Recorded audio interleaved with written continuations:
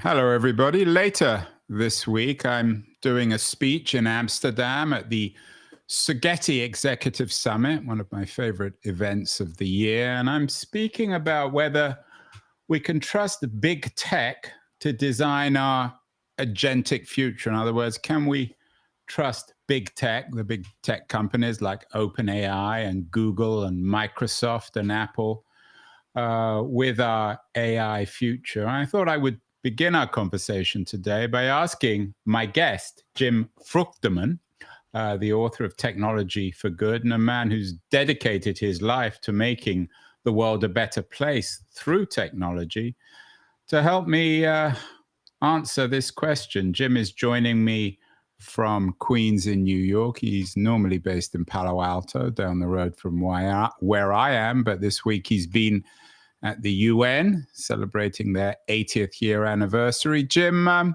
can we trust big tech with our agentic future? Help me with this speech.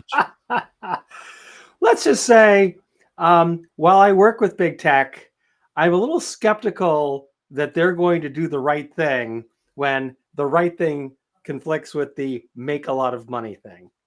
I mean, if you look at the history of these companies, to varying extents, if they had a choice between, I don't know, kids' safety and making more money, they pretty much always pick making more money. So I would be a little bit more skeptical. I mean, obviously we're watching this. Obviously, I think they're hyping the heck out of this stuff.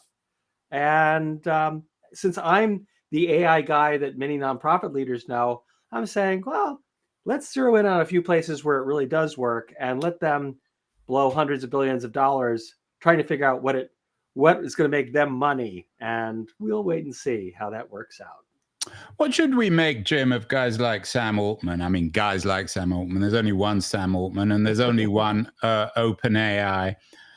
He seems split between a man very much for profit and a man committed to the social good, just as OpenAI has this rather odd corporate structure between its non-profit and its for-profit arm. It's currently, I think, almost $1 trillion private company. So this is a significant thing. Can one be split like Altman or OpenAI between for-profit and for good? Well, I think that when you have two halves like that, one wins.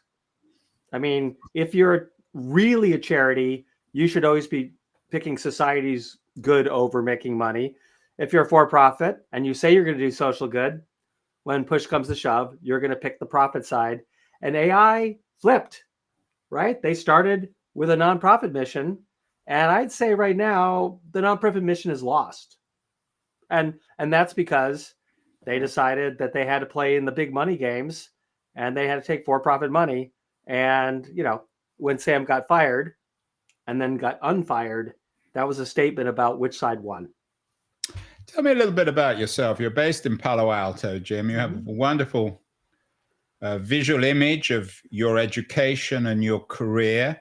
Have you always been, you haven't always been in the nonprofit, you've also been in the for-profit world. So absolutely. How did you go from for-profit to nonprofit? Well, you know, I took a kind of a standard approach. I showed up in Silicon Valley because I thought I was going to be a research professor and get my PhD from Stanford, and then dropped out to join a startup and then another startup and then another startup. And I actually ended up starting some of the early AI companies back in the 80s. So fresh out of school in my 20s. And the reason I went in this nonprofit direction was my investors who had invested $25 million in my company. So that was a lot of money back in those days. They vetoed a social good project because our technology could be used to help route the mail, scan tax forms, help lawyers, scan in docs, and it could also help the blind.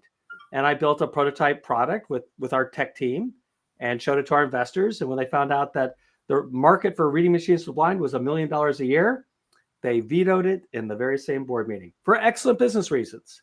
And I went, well, I want to do it anyway. So I started a nonprofit on the side, told my wife I would do it for a year. And here we are 35 years plus later. And I've really spent almost all that time in the nonprofit sector doing the same thing I did in Silicon Valley, start companies, but starting companies that have a social good inside a charity form. Has your wife forgiven you? she says I'm much nicer as a nonprofit executive than as a tech executive. I mean, it's a pressure cooker when you raise a lot of money from the VCs. You make big promises and you have to honor them, and that's a lot of stress. And so I think that after taking that year and then another year and then another year, and finally I had to choose whether I was going to be in the for-profit world or the nonprofit world.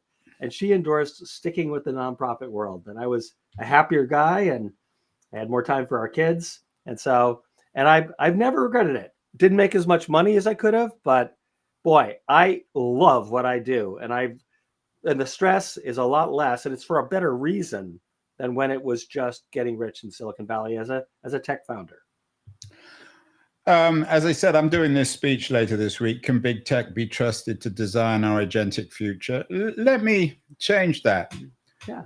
And suggest, can we trust nonprofit public good guys like Jim Fruchtermam to design our agentic future, our tech future? Why should we trust you?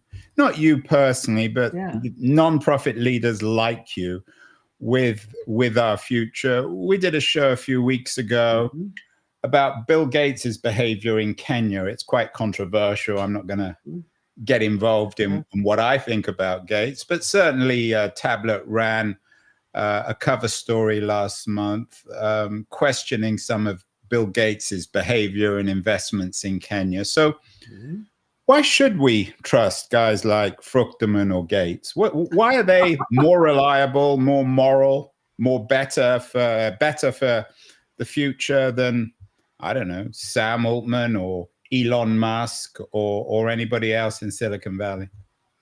Well, I think that you get what you package, right? What your form in a lot of ways determines what you are. And the average nonprofit leader could be making a lot more money being in the for-profit world. I know that really well.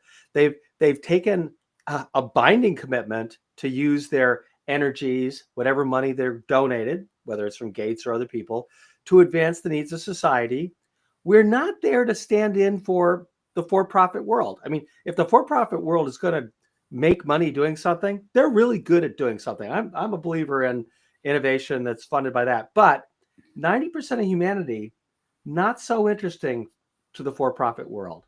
And so I think that if you look at, and I think I've already alluded to, what happens when you become, a billionaire or a company that wants to make you a billionaire, you have to be really relentless about making money. And you're going to walk over people who are getting in the way.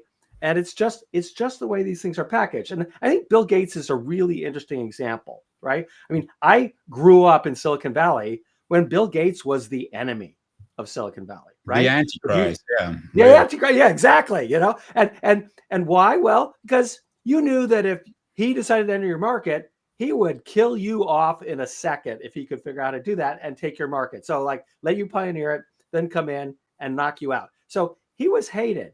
Now it's 20, 25 years later, and he's got, a lot more demigod rather than Antichrist vibe going for himself. But the tension, and I haven't read the piece you're talking about, but I'm kind of guessing, Bill Gates's for-profit side is investing in stuff that creates harm, and the nonprofit side is investing in things that generally do good. And, I remember there was an early piece in, the Sacramento Bee 15 or 20 years ago about how, smokestacks were like spewing stuff and causing people to be sick.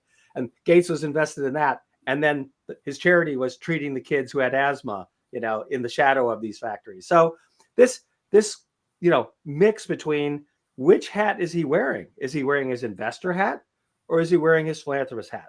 By and large, I admire Bill Gates as a philanthropist. The one thing that he does that almost no one does in philanthropy is he owns up when he screws up. He has got out there and said, I spent $200 million on small high schools and it didn't work. Here's why it didn't work. You may choose to do this, but don't do it because Bill Gates went in there because it didn't work. And I'm going to share that with you. Almost no one admits to failure in philanthropy. In business, you can't run from failure, right? You're either making money or not. The nonprofit sector, it's a lot grayer. And, he stepped up to it. Yeah, and I think in the Kenya example, the critique is that in order to do what he wanted to do in Kenya in terms of vaccines. He had to make certain compromises with a highly authoritarian, very unpopular government in Kenya. So there are always political compromises that philanthropists like Gates have to make, although I'm not sure everyone would necessarily agree with that. What do you think of the Gates-Carnegie model of spending half your life making a fortune and the second half giving it away? You haven't led that life. You could have, though. I mean, if you'd have stayed a bit longer in the for-profit AI world, you may be Sam Altman now. Well, I'm not going to comment on whether I would have made more money if I'd stuck with it longer. But I think that, we have seen, more and more philanthropists following Bill Gates's Giving Pledge kind of model. But I think that it was probably more like, Skoll and Omidyar, the two founders of eBay, committing to launch their wealth in their 30s, right? They made billion-dollar commitments in their 30s. They didn't wait till they were 70. And so Gates, got started in his 30s and 40s, but he didn't really hit his stride until his 50s, I think. And so I think this idea that people are getting into this earlier, are committing to not die on a giant pile of money, but instead give away more of their money in their lifetime is a good thing. Now, I will observe that there are two problems with that. One is that a lot of the Giving Pledge people who said they'd give away half their money have been giving away a lot of money. And at the end of, 10, 20 years, they have more money than when they started. So this give half away thing, that's the Zuckerberg clause, isn't it? Yeah. And they just keep getting richer, right? And so that's the second part. But there's a lot of tax implications of this, of course. Well, but I mean, I don't think you do it for the tax benefits. And these guys have the best lawyers they can buy. They're professionals at avoiding taxes by and large. But I think Gates and a few other people have actually said, paying taxes is a good thing. I mean, I think Schwarzenegger said that means I'm winning, right? But that's not the way your average business, tech company, billionaire thing. They're trying to do tax avoidance but anyway, I think the bigger issue in our world, in our system, is that we have a system where the rich get richer and the gap between the rich and the poor is getting bigger. And the question is philanthropy going to solve that? And the answer is no. It clearly doesn't solve that. Even, we've had all this philanthropy, but if you think about what's really changed the world for the better, I don't know, it's China and India getting richer, right? It's economic development is what helps poor people not be poor people. And philanthropy, working around the edges, better vaccines, less disease. These are great things to work on. Getting more kids in school, more girls in school. These are good things to work on. But, ultimately, the people who take care of the health of a nation is generally their government. And we're now seeing that governments that weren't in charge of keeping their people healthy are now having to take on that responsibility. It's going to be a wrenching time. A lot of people are going to die, but who knows? Maybe we'll end up in a decent place with, let's say, African governments actually paying for the health of their people. Yeah, you mentioned Jeff Skoll, Pierre Omidyar. They both gave away your money. You're a fellow at the Skoll Foundation. Omidyar is a highly political philanthropist, very much on the progressive side. Could you argue that rather than becoming a philanthropist, a better investment might be somebody like Reid Hoffman, who's giving all his money or given a lot of his money to the Democratic Party? In fact, now he seems to be in the crosshairs of Donald Trump. So rather than trying to do good, it's wiser and ultimately more efficient to give one's money to political parties. Well, and again, I'm speaking as a nonpartisan independent, but if you look at the long, well, I'm sure you have some. I mean, no one's really. I might have some leanings, but if you look at the track record of the last 30 years, and you look at conservative donors, they've made gigantic, long-term, unrestricted financial commitments to projects that are advancing their interests, whether it's the Heritage Foundation or the Federalist Society or whatever. And the progressive side has been disorganized as hell. Mm. They give you a year of money, and then the election goes by, and then the money goes away. And so I'd say that, yeah, done well, it probably would have been an excellent investment. Reid Hoffman is an example, and at least he's trying stuff. Some of the stuff he's done hasn't worked, or in hindsight, but those kind of experiments are going on relentlessly on the conservative side, and it's paid off.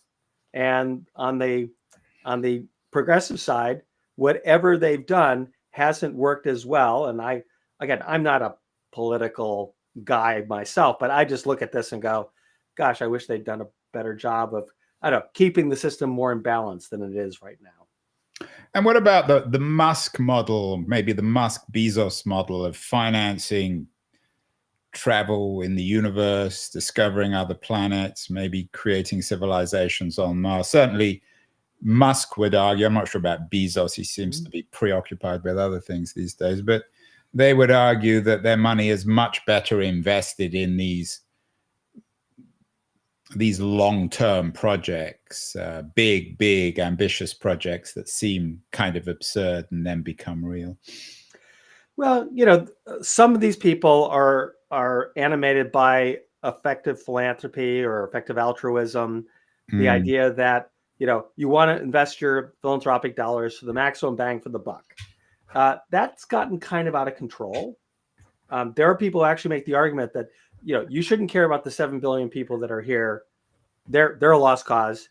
I'm going to worry about, stopping an asteroid from hitting, the Earth in 100 years, or I'm going to try to stop Gen AI from killing us all. And I don't know. I find this, I don't know, antiseptic, not very human friendly. And so, but the thing that really ticks me off is, all right, you want to invest in something that's more effective, and you've identified, I don't know, vaccinations or anti-malaria bed nets, and that's great. And if that's how you want to give away all your money, saving lives that way, wonderful. It's when people start wagging their fingers and say, oh yeah, anything that isn't this is not worthwhile. And we've heard a lot of those lectures from some of the more libertarian, effective altruism types. It's like, it's immoral that you're actually, I don't know, investing in women's rights or gay rights or putting kids in school, because you can't measure the impact as well as I can measure deworming. And I'm like, okay, look, you do you, but there's an awful lot of bad things going on in the world. And I'm glad that we have some diversity of people who go out and tackle them because they think, women's rights is an important issue and we should work on it. Yeah, and effective altruism, of course, has attracted all sorts of odd characters like Sam Bankman-Fried, who another Palo Alto, a former Palo Alto resident who is now somewhere else. So I think you're touching, Jim, on the thing that many people will think about, particularly in terms of the subtitle of your book. The new book, it's an MIT book, Technology for Good, how nonprofit leaders are using software and data to solve our most pressing social problems. Now, we'll get to that software and data in a second, but our most pressing social problems, a conservative might argue that our most pressing social problems is allowing young women to have abortions. How do you determine what our most pressing social problems actually are? You've suggested that you're not really political, but by definition, if you're a philanthropist and you're committing your life to technology for the good, aren't you political? Because you could choose all sorts of things to address, and it reflects, for better or worse, political values in determining what our most pressing social problems are. Well, I mean, there are people who argue that believing in science is political. And I'm a scientist, right? I was trained at Caltech. I actually believe in data. I actually believe that science works. I believe that the climate is changing. I believe humans have something to do with it. And when someone says, well, that's your opinion, I know 3 scientists, who are podiatrists who say that it isn't. It's like, okay. But so I actually do think there's a value system. I think science is one value system. our international human rights norms is a value system, right? And so, and again, I mean, when people come to me and say, I want to solve the problem of women getting safe abortions, will you help me figure out my technology? I will talk to them. But sometimes I'm also talking to conservatives who say, hey, I want to get more people out of prison because I don't think the state should be imprisoning as many of their citizens. This is the weird bedfellows, is sometimes conservatives are on a side that I would describe as a progressive side, but they see it through a different lens that justifies the same kind of remedies. Great. Let's work together on advancing human rights, on stopping repressive governments from suppressing their populace. I mean, I spent a lot of years lobbying Congress. And what was I lobbying Congress about? Human rights and kids with disabilities getting educational opportunities. 80% of Congress was in favor of that. So it's not hard to find problems. But yes, now we have people who are just making up crap, unscientific stuff and throwing it out there. And people are going to believe it. And some of them are going to die or become disabled because they believed in a stupid vision that's not supported by reality or data. And I'm quite good about being on the side of data and I don't know, the sustainable development goals or the UN human rights instruments. I think that's a pretty good frame to be approaching it. And I'm sorry if there are people who believe that women shouldn't leave the home. Okay, but I'm not supporting that. You're in New York right now celebrating the 80th anniversary of the UN. We've done a couple of shows. There are some Americans who actually think that the UN acts against the US interest and that all this internationalism doesn't benefit the US.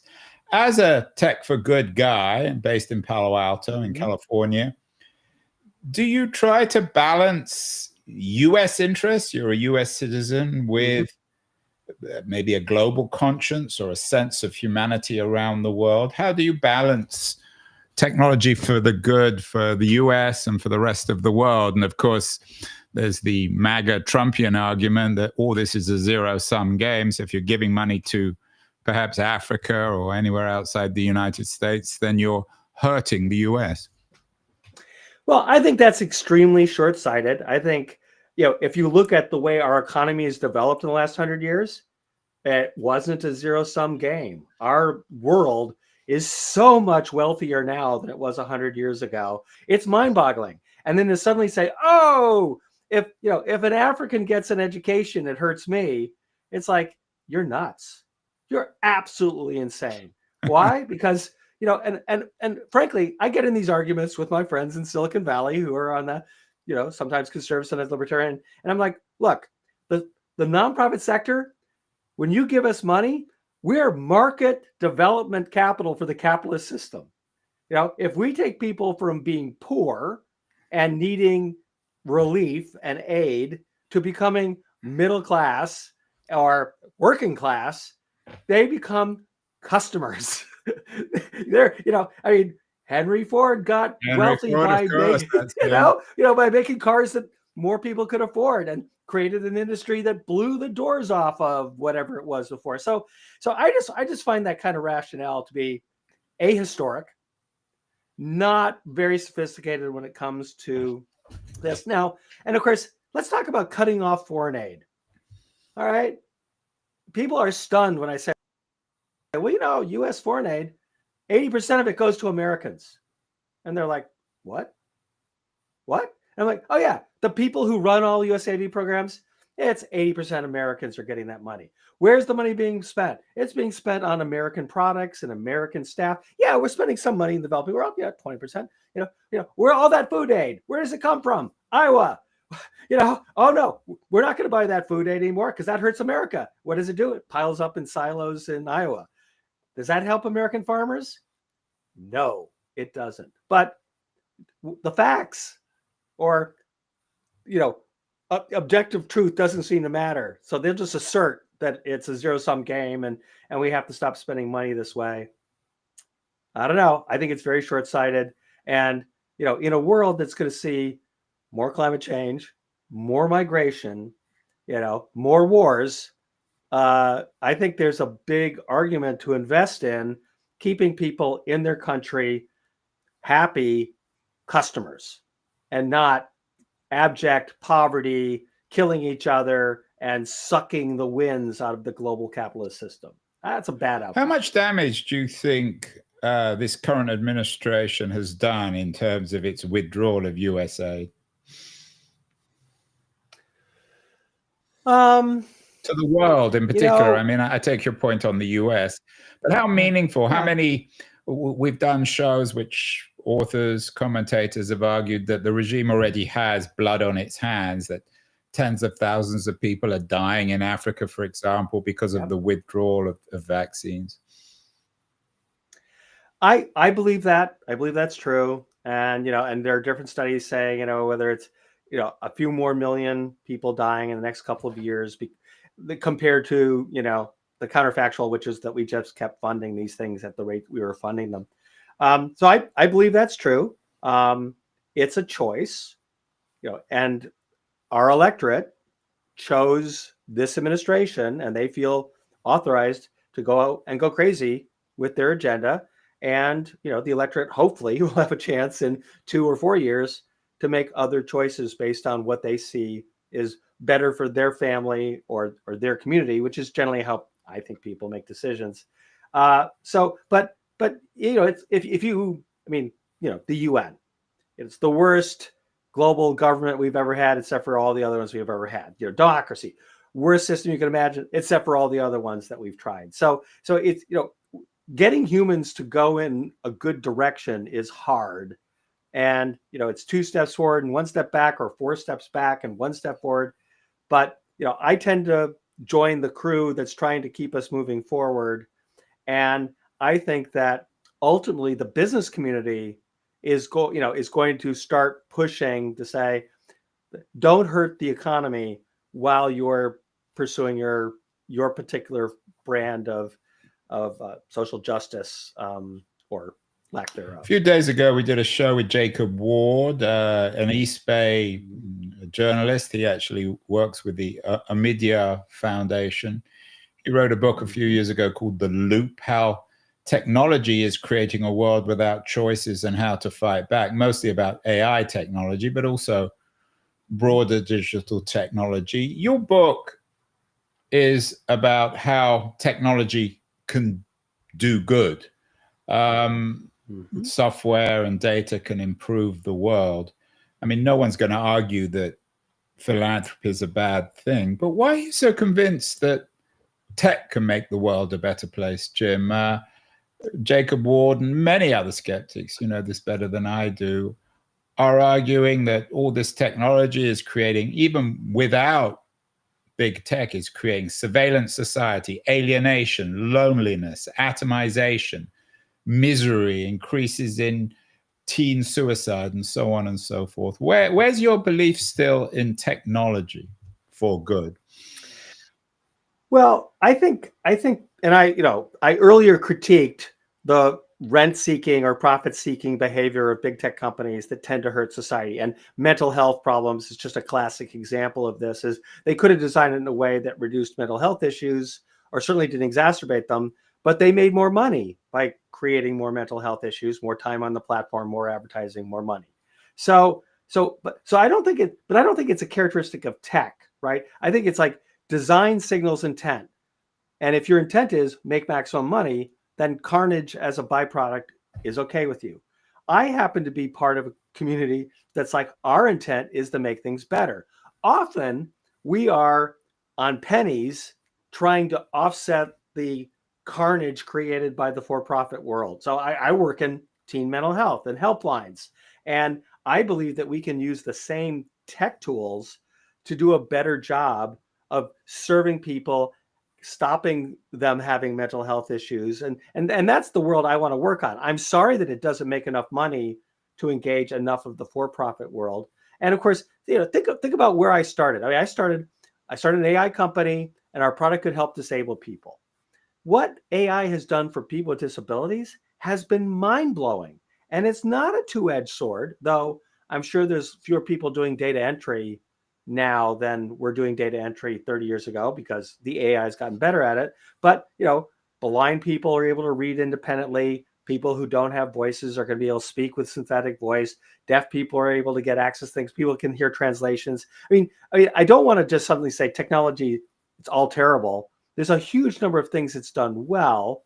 And I'm trying to work on the part of how do we harness those same tools to actually advance social good, and hopefully, whether it's the market or maybe someday again regulation, constraining the most negative profit-seeking behaviors that cause the most social ills by constraining that. And we did that with cigarettes, and I hope that we do something similar with the negative impacts of, say, social media on kids. How did we do that with cigarettes? It seemed to mostly come, and maybe with cars as well, it seemed to mostly come from the government. What was the role of philanthropists like yourself when it came to cigarettes? Well, I think that it was scientists talking about the health problems with the cigarette companies trying to drown them out with fake science, right? This has all been exposed, right? And so it was philanthropists backing health education, putting pressure on the government. Ralph Nader, to pick up on cars, embarrassed the government into improving, regulation of automotive safety and like getting things like seat belts as a required part of cars. So this pattern has happened over and over again. The industry, whether it's oil and gas or cigarettes or cars, have got an economic interest in minimizing regulation. That's what they do. And so the goal of philanthropy and of science, and often science backed by philanthropy, if the government's not going to back it, is to actually say, no, we need to do something, and building support among the populace, saying, we don't like so many kids being killed in car accidents. We don't like the fact that, my parents died at 60 from lung cancer. And I think that, but these are 10, 20, 30-year projects in the past. And what's gone on with social media has hit us in a decade. And so the tech bad things happen on a speed that is 5 or 10 times the way that we tend to regulate or respond to social ills. So it's an asymmetric battle, but you still got to fight it, because otherwise it'll just run rampant. You do techmatters.org, so you do a lot of things in this space, but tech is such a broad word, Jim. You don't need me telling you this. There's AI, there's biotech, there's quantum computing. What is your focus? And in terms of the new book, Technology for Good, where are you most convinced that technology can actually help nonprofit leaders solve the world's most pressing social problems? Obviously, I'm a software guy. I'm an algorithm guy. I'm a data guy. So I tend to look at the world through software and data, which is still plenty broad in terms of, where we can actually play. And I don't want to argue against advances in medicine or medical equipment or whatever it might be. I think those are all great. And I do spend some time in, let's say, global public health. But I think software and data, if you look at the average modern ambitious business, it's a software company masquerading as, a brokerage or an insurance company or a bank or a taxi company, to pick Uber and Lyft. And so why? Because it turns out that if you want to make money at scale, collecting data and figuring out where you're making money, where you're losing money, doing more of the former, less of the latter, that's modern business. And the nonprofit sector is 15 years behind the times. So it's a target-rich environment for tech and data, especially software and data. It's not lucrative enough to attract for-profit companies. And that's why it falls on open source developers, nonprofits, larger nonprofits that are building technology into their programs to deliver their programs, just like, Uber is building all sorts of predictive analytics into their platform to extract more money from people who, need to get from point A to point B. How do you square, Jim, in your mind? You're a data guy and you're obviously interested in the way in which AI can make the world a better place. How do you square that with the more and more pieces about the consequences of big compute for AI, the environmental consequences? More and more pieces have been written about that. Are you careful when you make your investments, when you do your work in technology for good or techmatters.org, the way in which technology is, so to speak, produced? It's a big issue in the nonprofit sector, right? People are worried about the impacts on energy and carbon and water that these giant data centers will have. Of course, I tend to believe we're in a bubble and that it's not going to be quite as bad as projected because I just don't think the economics are there for the current fad that we have. But I've been through a lot of tech bubbles and I just think this is another one. But I think that if you're in the social good sector, if you're 15 years behind the times, you don't have to be using the latest frontier model to actually be able to do things. So I think that I have a lot of conversations with nonprofits where I say, hey, you run a little bit of experiment on this, and then we're going to get a small, really energy efficient model to run your service. It may be 6 months behind the leading edge, but you were 15 years behind the leading edge. So, let's not sweat the 6 months. Let's not go crazy using the maximum energy solutions. I think there's a ton of space here. And of course, uh, these trade-offs are not absolutes. You can't say AI is bad because it uses energy. You have to say, what else are we spending our energy on? And and if I can save 1,000 lives for the cost of energy of lighting a home for a year, I'll take that bargain, right?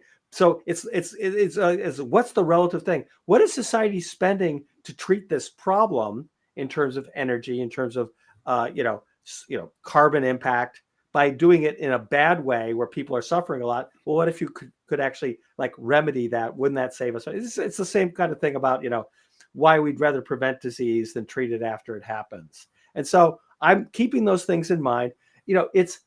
But right now, everyone in the nonprofit sector is worried. They're worried about energy. They're worried about ethics. They're worried about algorithmic discrimination because they know that the way these things are all trained discriminate against brown people and the rest of the planet. So I have to overcome that reluctance by basically explaining how we're countering bias and not going crazy on the energy side so that they feel comfortable that we're within the realm of reason rather than profligate with society's and the planet's somewhat limited resources or ability to absorb CO2, for example. And we've done lots of shows on that. So you're suggesting, and I think that sounds very wise, that even the nonprofit community needs to be morally flexible, shall we say, and understand that pure good might work in another universe, in another life, but not in this life. Yeah, and I mean, I'm an engineer, right? I solve problems. Every real world problem has trade-offs. And I think that we're at a stage where in social good applications of tech, the trade-offs are not that hard to make. And whereas in big tech, the trade-offs have been made in bad ways and at gigantic scales. The nonprofit sector is not there. So in some ways, making these sort of balanced decisions is easier when you're stuck in 1995. Yeah, I mean, as an engineer, do you approach these things in quantifiable terms? So when you figure out what is my next project, do you think, well, this is hurting 1 million people versus 5 million? Is that how you determine your priorities? Yeah, I mean, I am interested in scale. And there's another thread of the nonprofit sector that is small is beautiful. Right. You do that. I'm a software and data guy, right? I can't justify spending a couple $1 million to create a new nonprofit social enterprise, not $100 million, but a couple $1 million, if I'm going to help 5,000 people. It just doesn't make sense. So that's not a good spend. But if I can do something for a few $1 million that helps 5 or 10 million people, well, okay, that's $1 a person or less. Okay, what ill am I saving? Oh, I'm saving society something that costs it $100 a year. Wow, what a return. So I am doing that calculation and I'm looking, I'm most interested not in being 10 or 20% better than the status quo. I'd like to be twice as good or 10 times as good or 50 times as good. And those opportunities exist in the nonprofit sector because so much of what the nonprofit sector is doing isn't moving bags of rice. They're actually pushing our information. I mean, health, education, rights work, these are all information problems. Well, guess we've got information technology. And so it's not hard for me to find something where I think that the potential of doing something 5 or 10 times better is there. And then that makes it exciting to go after, as opposed to something that is 10% better or can only help a few thousand. To bring in big techs, focus on scale to the nonprofit. Finally, Jim, there are going to be people watching this who are going to be inspired, and I'm sure your work and your new book, Technology for Good, is inspiring. In conclusion, and people are going to say, well, what area should I be in? Should I be in environment? Should I be in AI? Should I be in biotech? Should I be in the computer area or energy? Where are you most optimistic and most pessimistic in terms of the challenges of the realizable future, say in the next 25 years between now and mid-21st century? What do you fear least and most in the world these days? Easy final question. Well, yeah, easy one. Well, the thing is that I tend to meet people where they are. You know, what's your skill? If you're a communicator, there's opportunities to do communications, right? You know, if you're a product manager, you know, what cause do you care about? And so I just tend to channel people on what expertise do you have to bring and what's your passion? And the nonprofit sector can use you at that intersection. Now, you know, I'm an AI guy, but I grew up in the old AI world, right? There's so much more we can be doing with plain old machine learning. And I think that in some ways, that's still actually more exciting. There's more things to be done there than going crazy over what generative AI can do. I think that but I do see, I envision that we could be using AI to do amazing things in mental health within the next 5 years, because we're never going to have enough people to help solve our mental health issues. And not all our mental health issues are caused by tech, right? There's plenty of other reasons for mental health issues out there, poverty, you know, war. And so I'm a big believer in that. I think that we in the nonprofit sector can watch the mistakes the for-profit world makes. I'm happy that people are spending hundreds of billions of dollars. And if a bunch of it's wasted, I'm glad that's not philanthropy wasting that money.